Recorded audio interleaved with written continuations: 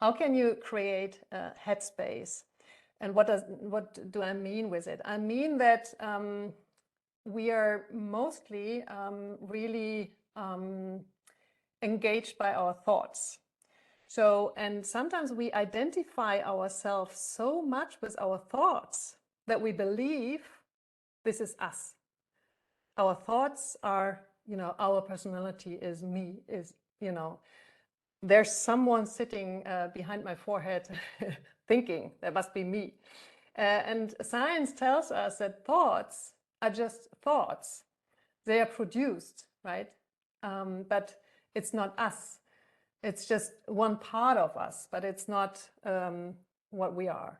So, and how can you create this kind of headspace? Because when you realize that you are not your thought, you get some more freedom. And common research at the moment from Stanford shows us that those who can, get this kind of distance of your own thoughts are more resilient, but also more happy and more creative, and they have more access to intuition and to creativity, because you're not so consumed by all what's going on in your head, how important it is. Of course it is important, but very often we go in this rumination, and that's not helpful, for the headspace. And what we can do is, for example, if you want, we can meditate. Someone already mentioned meditation. Meditation is a technique to gain this freedom and this kind of headspace. And even when you're eating right now, are you up for just a very quick exercise? Is this okay? Just to get an idea of meditation.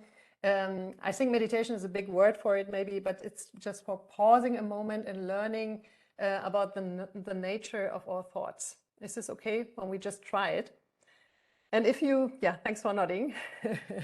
And if you feel like this is not for me, please just try to do it and follow our ideas here, and just try to be invited to this experience. So what we can do is that we can sit in a way that feels upright and relaxed, but not too relaxed. And you can also stand like I do, but sitting is also okay. And you can close your eyes or just look downwards. And we start by taking a deep breath in and a deep breath out in your own rhythm.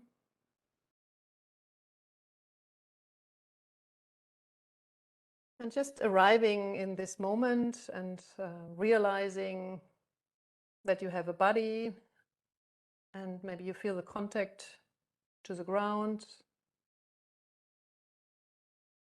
And maybe you can experience how the body is breathing just by itself.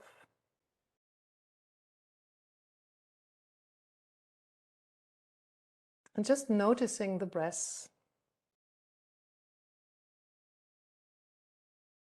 And maybe you can just observe for a moment your breath. Breathing in and breathing out, again in your own rhythm.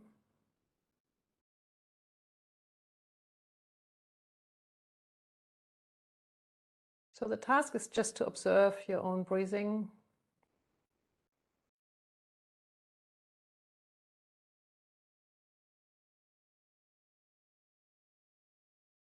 And when there are thoughts coming, you can just friendly recognize that these are thoughts, and try to go back to your breathing.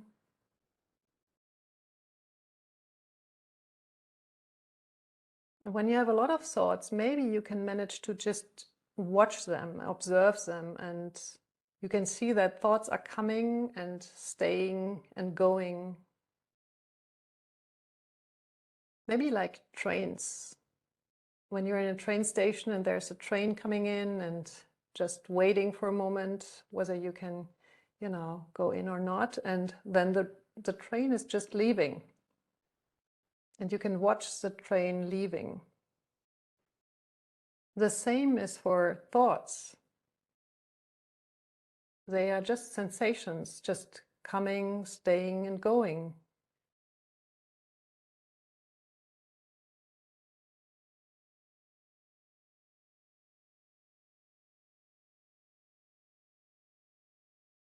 And maybe again, we try to concentrate on the breathing. How do you know that you're breathing? Maybe it's the movement of your chest or abdomen.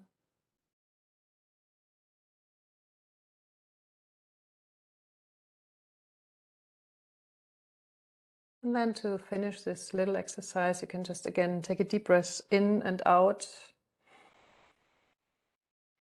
And open your eyes and come back to the room. And if you want, you can stretch yourself. So this was just like, you know, the 3 minutes was just to get a glimpse on what meditation or pausing means and what it means to observe your thoughts. And this is not an easy task. And for those who are trained in it, it's maybe easy, but if you never really experienced it, and thanks for the hearts here, then it might be a little bit difficult. For some people, it's the experience that they feel like I had no single thought. And then, you know, just by practice, step by step, you will realize you know, that there are a lot of thoughts coming in and going again. So with this technique, I mean, you can do a lot, and if you practice it just, you know, like a couple of minutes per day or here and there over the weekend or so, you can have access to what we call headspace and this kind of freedom in your head, because you're not so engaged in thoughts anymore. And it's really, yeah, I like to say it's an ancient wisdom really, and it's pressure tested by science these days. There's a lot of science going on showing that meditation really helps us in so many fields like concentration, creativity, innovation, but also, you know, connecting and so on. So paying attention to the present moment really increases the quality of connection to yourself and also to others.